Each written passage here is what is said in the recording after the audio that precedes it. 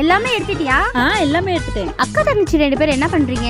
நாங்க போகி பண்டிகைக்கு ரெடி ஆயிட்டோம். போகி பண்டிகையா? அது எப்படி கொண்டாடுறது? நமக்கு தேவையில்லாத பழைய பொருட்கள் எல்லாம் எரிக்கிறது, நம்ம யூஸ் பண்ணாத பொருள்லாம் மத்தவங்களுக்கு கொடுக்கறது. இதுதான் போகி பண்டிகை. ஓ அப்படியா? கொஞ்சம் வெயிட் பண்ணுங்க, எங்க அக்காவை கூட்டிட்டு வந்துடுறேன், நாங்களும் ஜாயின் பண்ணிக்கிறோம். சீக்கிரமா கூட்டிட்டு வா. ஏய் நிகதா, நீ வந்துட்டு ரோஷினி எங்க?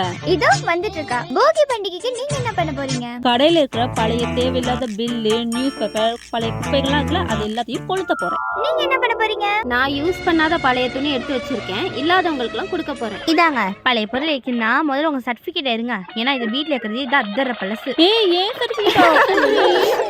பயப்படாதீங்க, எல்லாம் பழைய ஜெராக்ஸ் தான், போய் குப்பையில போடுங்க. அதானே பார்த்தேன். எல்லாத்தையும் கேட்டியே, நீ என்னக்கா பண்ண போற? நான் இந்த பாக்ஸ்ல வச்சிருக்கேன். இந்த குட்டி பாக்ஸ்லயா?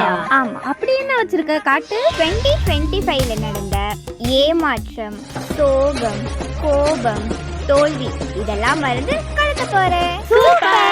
மகளிதான் ஓடி போச்சு போகியா